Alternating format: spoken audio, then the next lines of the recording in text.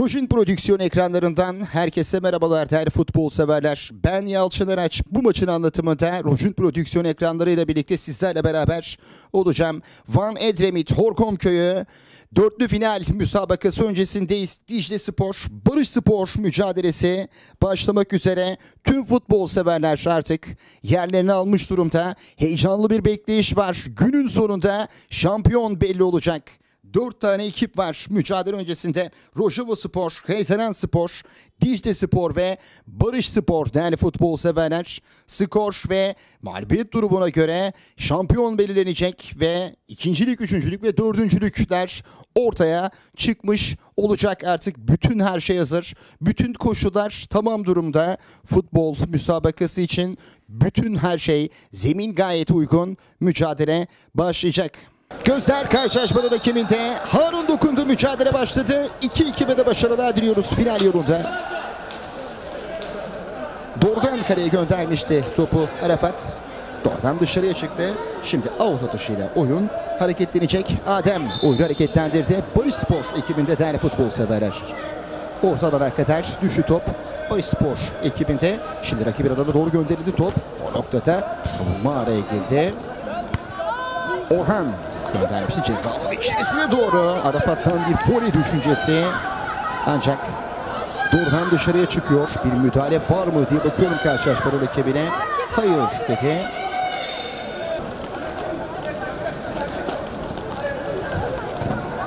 Out atışı kullanılacak. Atış kullanıldı. Şimdi topun düşüncesi o noktada Deniz oldu. Kaleye doğru gönderiyor ancak buradan dışarıya çıktı. Bir korner beklentisi vardı. Evet, köşe vuruşu kullanılacak. Topun başında Yasin var. Köşe vuruşunu kullanacak. Barış Spor ekibinde korner kullanıldı. Ceza alanı dışına doğru gönderildi. Top oyun alanında kaldı diyor karşılaşmada rakibi. Topun vuruşu Adem. Pas denemesi. Yerine Adem'in bunun dalana doğru gelecek bir top. Savunma yerleşti. Köşe vuruşu kullanılacak. O noktada Arda kademeye giren isim ve Dicle Spor takımında köşe vuruşu kullanıldı. Savunma kafana karşıladı. Arafat geldi o noktaya kadar. İkili bir mücadele var. Yasin o noktada top kaybı yaşamıştı. Dicle Spor atakta topla buluşan isim Deniz oldu. Düzeltiyorum. Muhammed oldu. Bir vuruş denemesi. Kaleci arkanda kalıyor. Barış Spor. Kalesinde top. Şimdi oyunu hareketlendirecek. Düzeltiyorum. Harun'da kalmıştı top.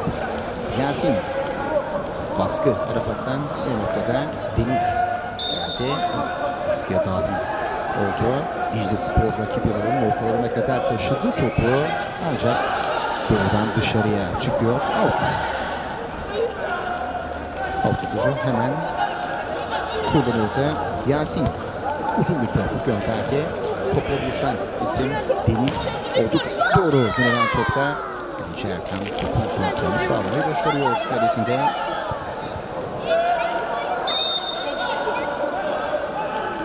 Uzun bir top gönderildi. Şimdi Barış Spor atakta o noktada. Hakan baskı. Orhan baskıya dahil oldu. Uzun bir top gönderildi. Savunma girmeye çalışıyor Erkan'da. Oradan dışarıya çıktı. İki oyun hareketlendirecek. Erkan bıraktı. Şimdi Sergio Kaleci de Erkan'a bıraktırdı. Topu uzun bir top gönderildi. Rakip ceza alanı ön çizgisine doğru gönderilmişti top. Barış sıralamadı. Barış Spor takımında. Ve bir korner kararı geliyor. Köşe vuruşu kullanılacak. Dicle Spor kullanacak köşe vuruşunu. Murat göndermiş ceza alanı içerisine doğru, orta geldi. Havalandırılan top. Savunmadan seken top ve alana vuruşuyor. Dicle Spor golü buluyor değerli futbol severler. Arafat dokundu. Savunmaya çarpan top. Kaleci Harun da kalesine mağlup ediyor. 1-0'lık üstünlük var şu mücadelede. Barış Spor karşısında. Skor 1-0'a geldi. Top ağlarla buluştu. Barış. Arafat var karşısında. 2 numaraların mücadelesinde. Barış döndü savunmasına Hakan. Şimdi Yasin taşıyor topu. Yasin uzaklardan bir vuruş. Goldan dışarıya çıktı. Orta dışı hemen kolunda oyun hareketlendi. Şimdi bir şut denemesi. Murat'tan dışarıya çıkıyor. Out. 1-0'lık üstünlük var mücadelede değerli futbol severler. Karşılaşmaya ilgi oldukça yoğun. Dörtlü finalin açılış müsabakasında. Uzun bir top gönderildi. Havalandırılan top. O noktada savunma girdi araya. Şimdi Yasin topla buluştu. Top girebilecek mi araya? Arafat o noktada. Kalecide kaldı top. Oyun hareketlendirecek. Dicle Spor kalecisi değerli futbol severler 1-0'lık üstünlük var mücadelede. Oyun hareketlendirildi ancak top doğrudan dışarıya çıkıyor. Barış Spor kullanacak. Out atışıyla oyun hareketlenecek.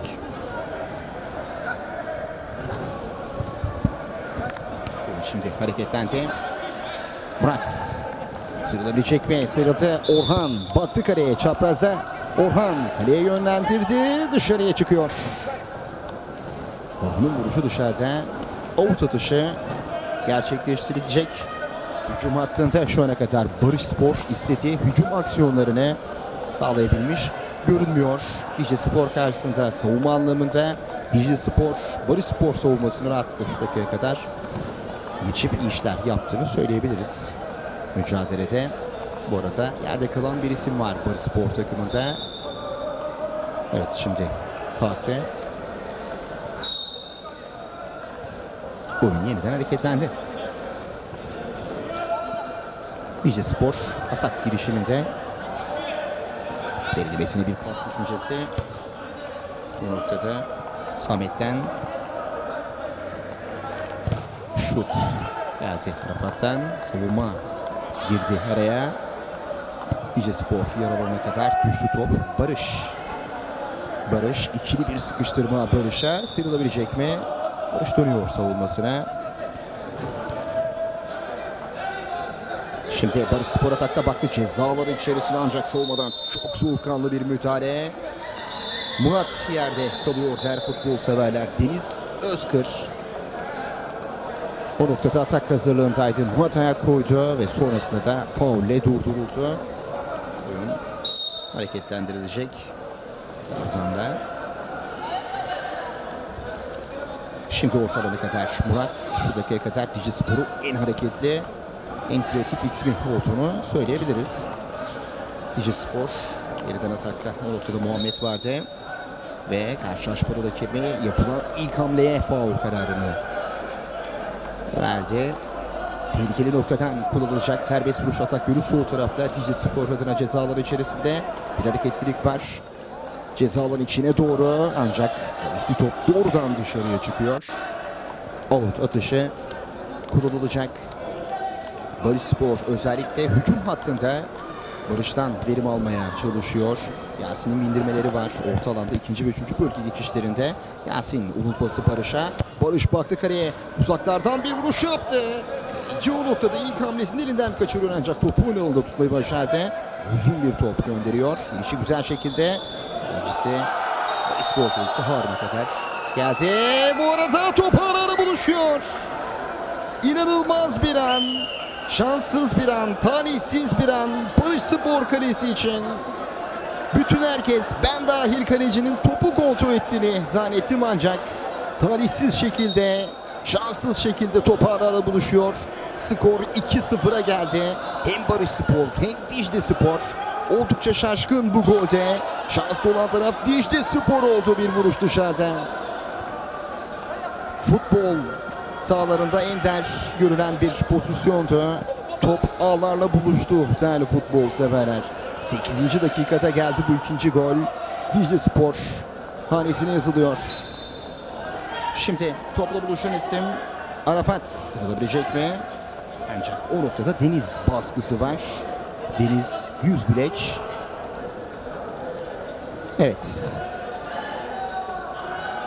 Deniz ve Erkan arasında geçen bu diyalog gerçekten Futbol sahalarında her zaman görmek istediğimiz diyaloglar. Şimdi Erkan gönderdi pasını. Topla buluşan isim Muhammed oldu. Muhammed fizik üstünlüğünü iyi şekilde kullanabilen bir isim ancak bu noktada kullanamadı. Barışspor geliyor. Yasin derinlemesini düşündü. Barış'ı düşündü ancak pasın şiddetini ayarlayamadı o noktada. Doğrudan dışarıya çıkıyor her futbol severler. Kaleci vuruşuyla oyun yeniden hareketlenecek. Oyun hareketlendi. Baskı var. Diclespor ön alan baskısını o noktalarda sık sık yapıyor Arafat'la. Topu kazandan da rakip kale için büyük bir tehdit olduğunu söyleyebilirim. Diclespor hücumunun şu dakikaya kadar gösterilen reaksiyonda bunu izlemeyi gördük o noktada. Şimdi savunma uzaklaştırabilecek mi?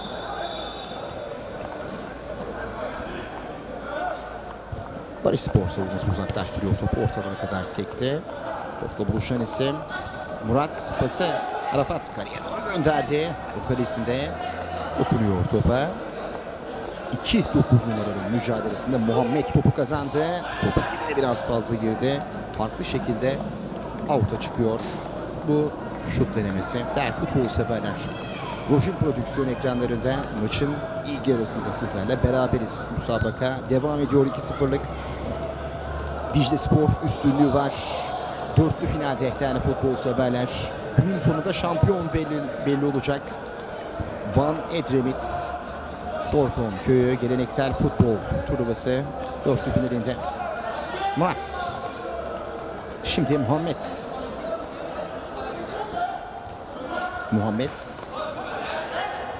Murat topla buluşan isim Orhan. Şut denemesi. Murat o noktada her pozisyon içerisinde neredeyse onu görüyoruz. Orhan kaleye vurdu. Savunmadan sekti. Top Arafat'ın bulunduğuna kadar geldi. Orhan'a önünde bir boşluk var. Şut açısı da var. Öyle yaptı, vurdu. Savunmadan sekti. Ceza alanı ön çizgisi üzerinde. Savunmadan kritik bir müdahale. Topla buluşan isim Murat oldu. Murat pası. Orhan buluşamadı ve şimdi Barışspor atakta. Topla buluşan isim Barış oldu. Ondan bir slalom izledik o noktada. Çalımlar ancak fazla da sürmedi. Rakip kademeye giren isim olmuştu. Şimdi topla buluşan isim Deniz. Yüzgüreç. Sıkıştı o noktada top. Deniz. Arafat kaleye. Şut. Orhan kalesinde dışarıya çıkıyor. Şu ana kadar konsantrasyon anlamında Harun kalesinde gerçekten zor anlar yaşadığını belirtmek istiyorum.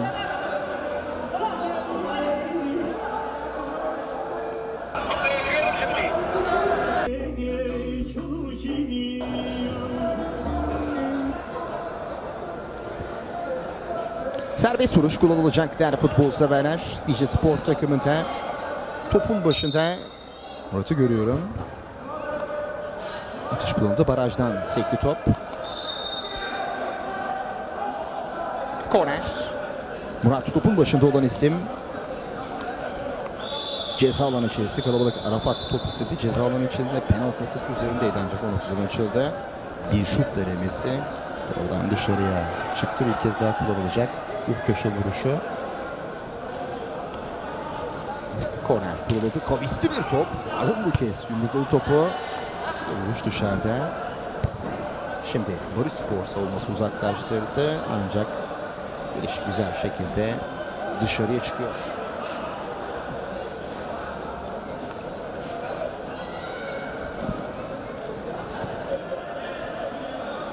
Diclespor savunmasında ortadan kadar gönderilmişti. Yasin dışarıda. Deniz düzeltiyorum. Alt atış kullanılacak. Son hamle Arafat'tan geldi. Arafat noktada baskı halinde olan isim de Barış kazanabilecek bir topu kazanamadı.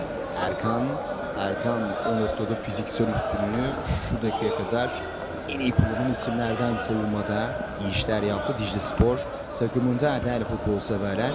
Bir top gönderildi. Topla buluşan isim o noktada Deniz'de. Deniz pası Barış'a.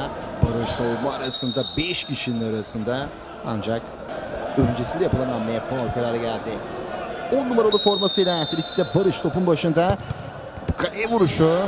Ajdan sekti. Savunmanın hamlesi out. Out atışı kullanılacak. Atış kullanıldı Orhan. Sırılabilecek mi? Orhan noktada. Murat. Şık hareketler, zarif hareketler Murat'tan Orhan. Dokunamadı. Barış Spor savunması dokundu. Arafat. O noktada. Arafat sıyrılabilecek mi? Savunma uzaklaştırdı topu. Dicle Spor yer alanına doğru. Topla buluşan isim Arda oldu. Muhammed kazanabildi topu. Topla buluşan isim Deniz Özkır bu kez. Barış Spor yeniden atakta. Deniz, Arda'nın baskısı var. Out. Out atışı kullanılacak. Bir ısı haritası olsa zannediyorum. Barış Spor savunmasının olduğu birinci bölge alanı oldukça kırmızı olacaktır mücadele. Neredeyse şu dakikaya kadar %60'lık bölümü Dicle Spor'un hücum hattının yaratmış olduğu reaksiyonlarla gerçekleşti.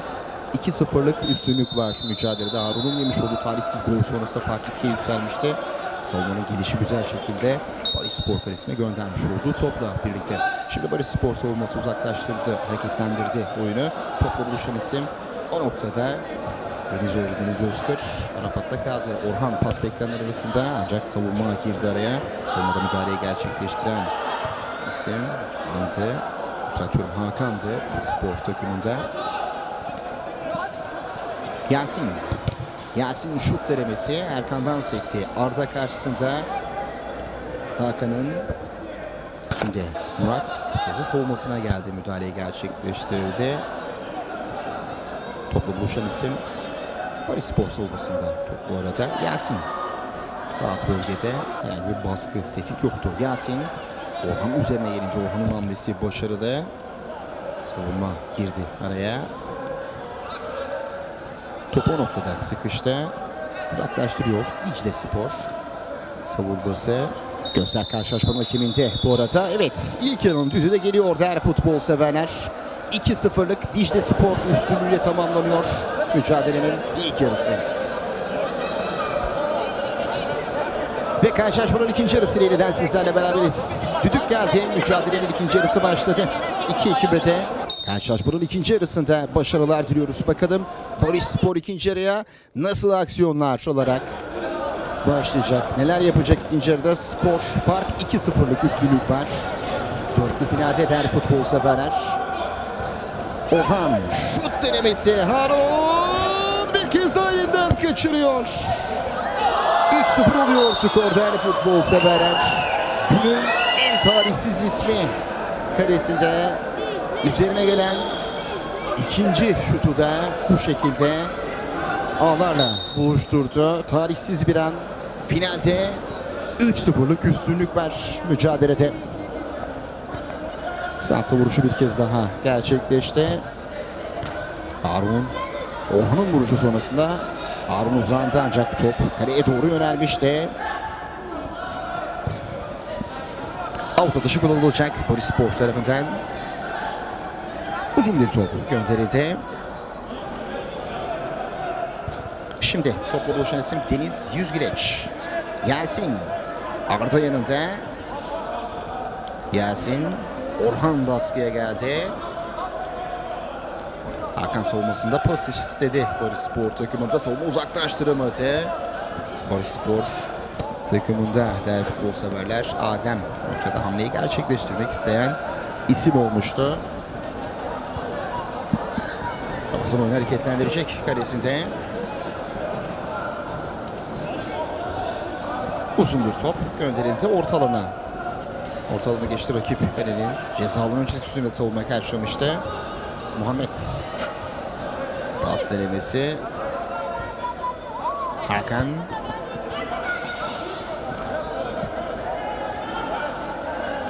Out.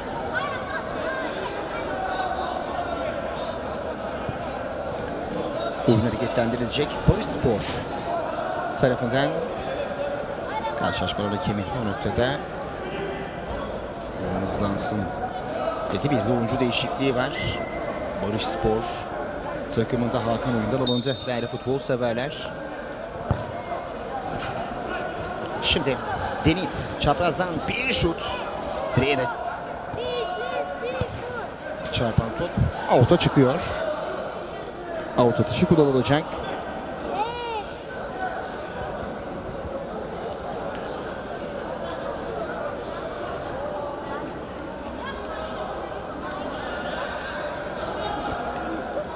Muhammed havalandırdı topu. Dicle Spor yolunda. Barış Spor oyunu hareketlendirecek kalesinde değerli futbol severler. Uzun bir top gönderildi. Oradan dışarıya çıkıyor. Atış kullanıldı.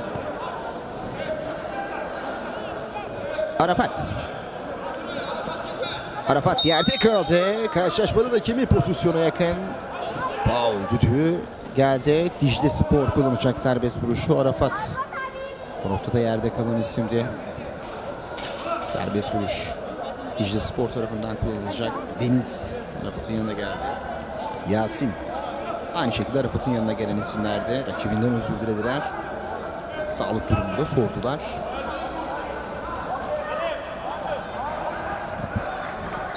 Düdük geldi. Serbest vuruş kullanılacak. Rakip yer alanın ilk metrelerinden Murat.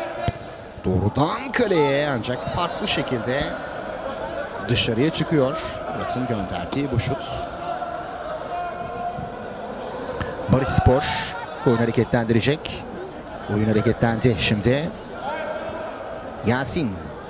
Pası. Topla buluşan isim Barış. Barış. Cılız bir şut bu. Kalecide kaldı. İki hamlede topun kontrolünü sağlıyor. Deniz ve Arda arasında ikili mücadele. Orta kullanıldı. Şimdi Deniz gönderdi kaleye. Out. Köşe vuruşu kullanılacak Barış Spor tarafından. Bir kez daha 3-0'lık üstünlük devam ediyor. Mücadelede ön direğe doğru sert bir top. İşte kaldı.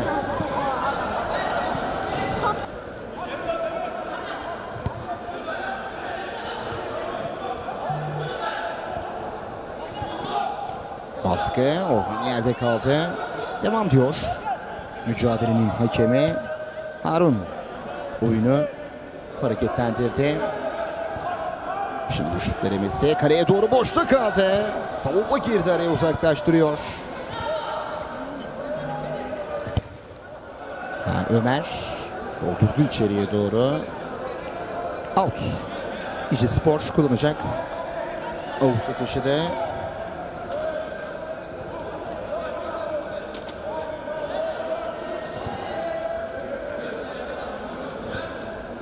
Muhammed. Karşılaşmanın hakemi Muzaffer Kurum mücadeleye yakından takip ederek doğru kararları vermeye çalışıyor. Orhan baktı cezaları içerisine, orta şut karışımı bir toptu bu, ancak savunma ilk müdahalesi başarılı. Orhan doldurdu içeriye Arafat'ın bulunduğu alana doğru. Şimdi savunma girdi araya, uzaklaştırdı topu. Orhan'dan artık karşılaşmanın hakemi faul kararı verdi o noktada. Yerde kalan isim Barış'tı.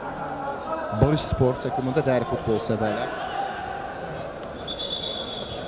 Oyun yeniden hareketlendi. Murat, Yasin,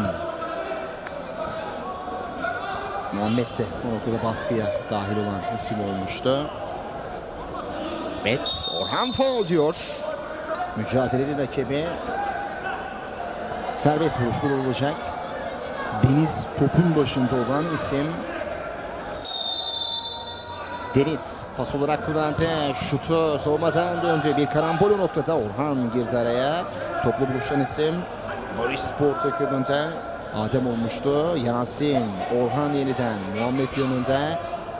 Baskı Muhammed'den, kazandı topu. Muhammed şimdi cezaların içerisine gönderildi top. Bir röveşata denemesi, dışarıya çıkıyor. Out. Deniz röveşata deneyen isimdi. Van Edremit, Horkon. Köy geleneksel futbol. Bu arada ceza alanı öncesine doğru gönderilmişti top. Ömer. Bir vuruş denemesi doğrudan dışarıya çıkıyor. Van Edremit, Horkon. Köyü geleneksel futbol. Burası finalinde 4. finalde 3-0'lık üstünlük var. Her futbol severler. Rojun prodüksiyon ekranlarında mücadelenin ikinci yarısı devam ediyor tüm hızıyla. Mücadeleye ilginin oldukça yoğun olduğunu belirtmek istiyorum. Şimdi topla buluşan isim o noktada Deniz Özkır oldu. Uzaklardan denedi, dışarıya çıkıyor. Deniz'in vuruşu doğrudan dışarıda.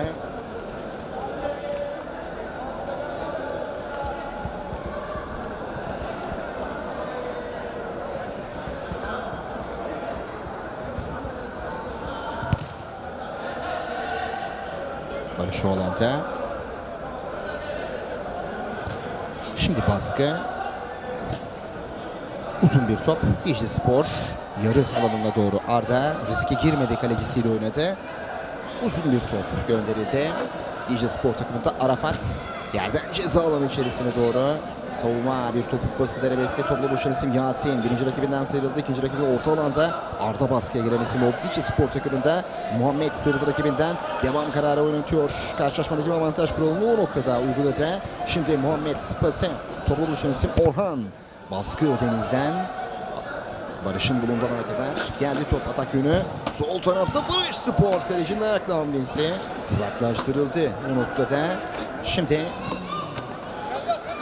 Ömer pası. Yasin kaleye, şutu dışarıya. Yasin'in vuruşu dışarıda.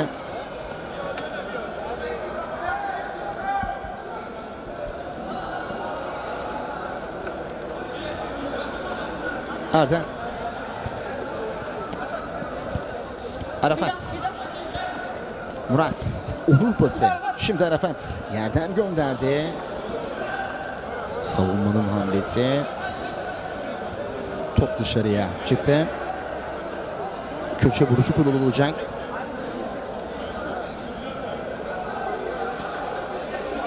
Korner kullanıldı. Yerden gönderilen topta savunma girdi araya. Arda. Arda'nın önünde boşluk var. Arda'nın pası Barış'ta kaldı. Muhammed'in baskısı var. Orhan o baskıya dahil oldu. Barış vuruşu solmadan sekiyor. Uzaklaştırıldı ancak Barış Spor savunması araya giren taraf olmuştu. Ömer. Adem pası. Topla buluşan isim Deniz. Orhan. Deniz ikili mücadelesi ceza alanı içerisine doğru. Doğrudan kaleye bir vuruş. Dışarıya çıkıyor. Out. Geçen her süre Barış Spor'un aleyhine işliyor. Yani futbol severler. Dicle Spor 4'lü finalde 3-0'lık üstünlüğü olan taraf. Bir sonraki mücadele Rojava Spor. Heyselen Spor mücadelesinin sonucu skor. Buna göre de şampiyon belirlenmiş olacak günün sonunda. Burada tabii ki de averajın, yenilen gollerin, atılan gollerin oldukça önemi olan bir andayız. Bu dörtlü finalde oluşan averaj durumuna göre de birinci, ikinci, üçüncü ve dördüncüler belirlenmiş olacak günün sonunda.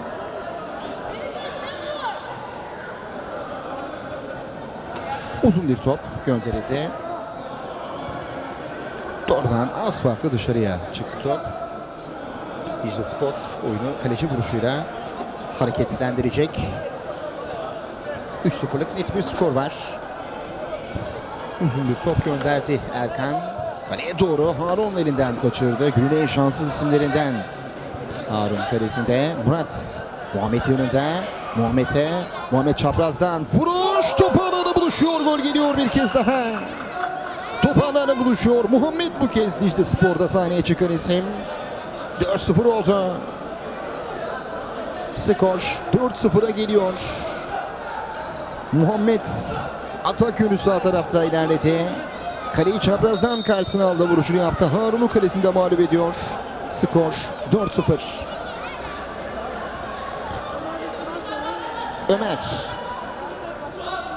Ömer taşıdı topu. Ancak o noktada dengesini kaybetti, ıskaladı. Ömer şut denemesi. Şimdi Muhammed. 4. golün ismi Muhammed. Attı çalımını, yerde kaldı. Foul diyor. Mücadelenin rakibi faul kararını verdi. Serbest vuruş kullanılacak.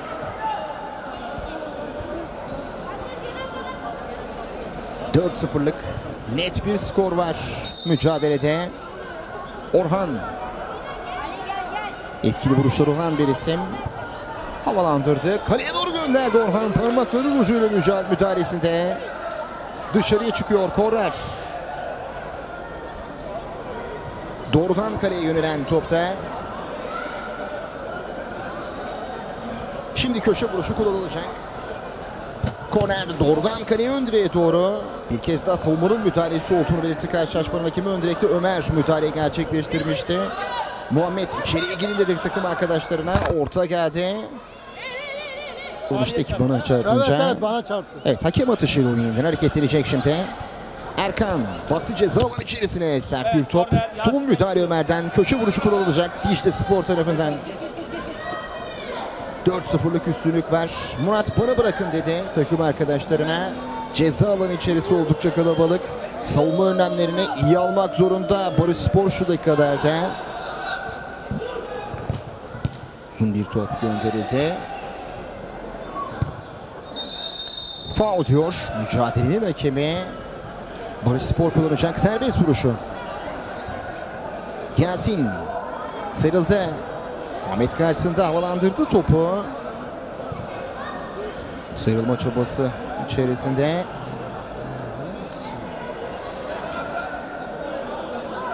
Sıyrılabilecek mi o noktada? Şimdi baskı Muhammed'den, Murat girdi araya, uzaklaştırdı topu. Doğrudan dışarıya çıkıyor. Out. Barış Spor atakta gol arıyor. Deniz pası Yasin'e doğru. Yasin doldurdu ceza alanı içerisine. Savunmadan seken top ağlarla buluşuyor. İlginç bir gol daha izliyoruz. Bu kez Barış Spor topu ağlarla buluşturan taraf oldu değerli futbol severler. 4-1'lik skor var mücadelede. Dörtlü finalde ilginç gollere bir yenisi daha eklendi. 4-0 hemen santra vuruşuyla oyun hareketlendi. Toplu buluşan isim Yasin oldu. Pas denemesi. Şimdi Murat ise şut oldu bu. Dışarıya çıkıyor, out. Bir oyuncu değişikliği hazırlığı var. Zannediyorum. Hangisi? Dicle Spor takımında Arda oyundan alınıyor. Oyuncu değişikliği gerçekleşecek. Dicle Spor takımında değerli futbol severler.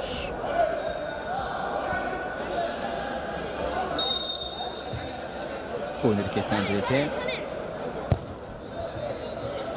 Barış. Savunmanın hamlesi o noktada Erkan. Araya giren isim.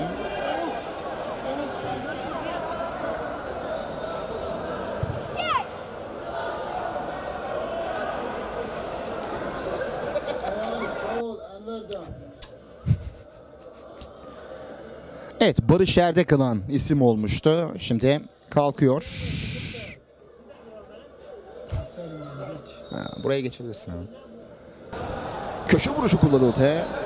Bir vuruş denemesi. Savunma girdi araya. Adem'in şutuydu bu. Şimdi uzaklaştırıldı top. Adem havalandırdı. Bir kafa vuruşu. Buradan dışarıda. 4-1'lik skor var mücadelede.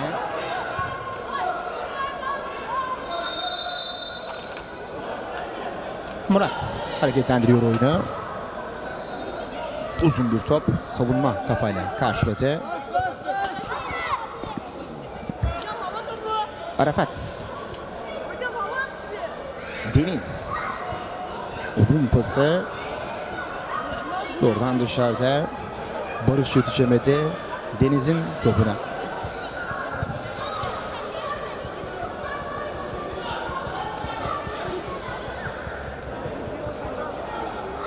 Muhammed havalandırdı topu.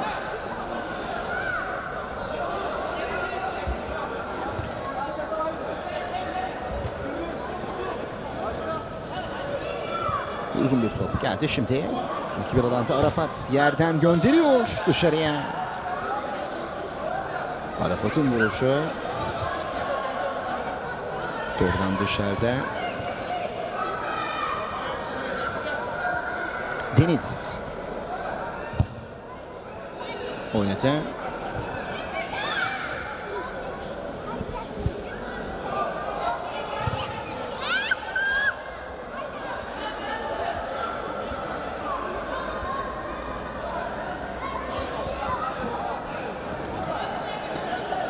Dicle Spor oyunu hareketlendirecek. Kaleci vuruşuyla oyun hareketlendi. Şimdi savunmanın müdahalesi o noktada dışarıya çıkıyor. Korner. Civan kullanacak köşe vuruşunu. Dicle Spor takımında Civan yerden gönderdi. Savunma Muhammed karşılayabilecek mi? Civan ortada. Topu oluşan isim Deniz Özkır oldu. Barış Spor takımında Orhan pası, şut dışarıya. Etkisiz bir vuruş. Bir ölü yaprak denemesi. Arafat. Civan'ın baskısı var. Barış o alanda. Yasin sıralabilecek mi? Erkan. Uzun bir top. Şimdi Arafat. Son dakikalarda, son saniyelerde havalandırılan toplar. Hava topları pozisyonun oluşmasını da engelledi. Topla buluşan Simon noktada Adem olmuştu. Topu kaybetmedi. Murat karşısında pası Yasin'e ceza alanı içerisine bir top denemesi. Savunma girdi araya. Bir kafa vuruşu. Toptan dışarıya çıkmıştı. Köşe vuruşu kullanıldı. Orta geldi, kafa vuruşu. Savunmanın müdahalesi. Uzun bir top. Dışarıda. Out atışı kullanılacak. Barış Spor kalesinde. 4-1'lik üstünlük devam ediyor mücadelede. Uzun bir top. Havalandırdı. Baskı geldi o noktada. Arafat. Şimdi bir şut derebesi Orhan'dan. Yasin kovaladı, Erkan uzaklaştırdı. Civan o alanda. Erkan alabilecek mi? Erkan uzaklaştırıyor topu. Dicle Spor takımında. Uzaklardan bir şut denemesi. Boşta kaldı. Dışarıya çıkıyor. Mutlak gol şansı Barış Spor adına. Dışarıya çıktı. Out atışı kullanılacak. Kale önünde. Topa dokunamayan Deniz Üzgüleç olmuştu. Değerli futbol severler. Out atışı kullanılacak. Dicle Spor tarafından bir oyuncu değişikliği gerçekleşti bu arada. Uzun bir top gönderildi. Out. Out tutuş hemen kullanıldı.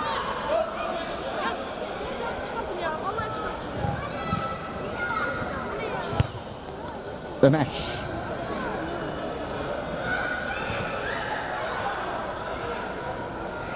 Hollanda'da top. Rapat olabilecek mi? Muhammed.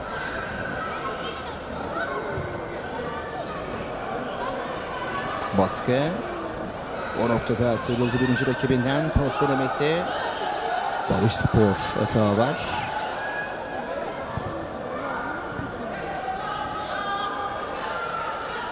Oradan dışarıda bir kez daha out atışı kullanılacak.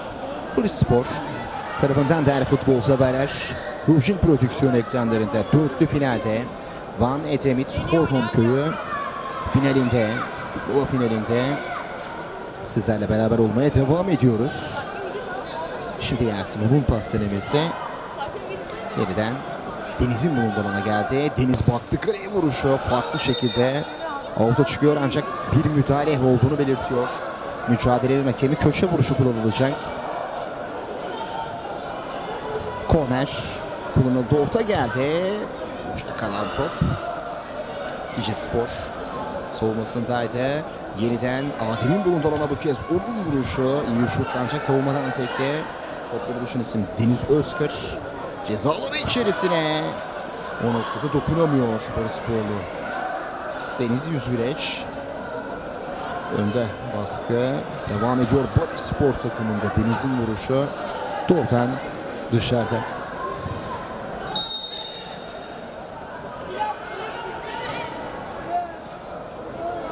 Uzun bir top gönderildi. Deniz rakip yer alanda Barışspor. Deniz ikinci çalıma pası. Şimdi Deniz Yüzgüreç. Onun pası Yasin. Şut. Savunmanın müdahalesi iyi bir savunma örneği gösteriyor şu dakikaya kadar. Diclesporlu oyuncular. Ömer. Şut denemesi gelecek mi? O noktada Orhan önünde kalır mı? Savunma girdi araya. Foul diyor Orhan'ın yapmış olduğu müdahale. Serbest vuruş kullanılacak. Diclespor tarafından Orhan yaptığı müdahale sonrası sarı kart gördü. Mücadelenin hakemi pozisyona yakın olan isim de barajdan sekiyor. Top. Orhan. Baskı var. Arafat'tan o noktada. Son uzaklaştırdı. Orhan'ın önünde kaldı. Onun pası. Şimdi Civan şutu savunmadan. Seken top. Ömer dokunmayı başardı. Doğrudan dışarıya çıkıyor ve son düdük geliyor değerli futbol severler. Dörtlü finalde Diclespor Barışspor karşısında 4-1'lik skorla sahadan galibiyetle ayrılan taraf oluyor. Bir sonraki karşılaşmanın skoruyla şampiyon tescil edilmiş olacak.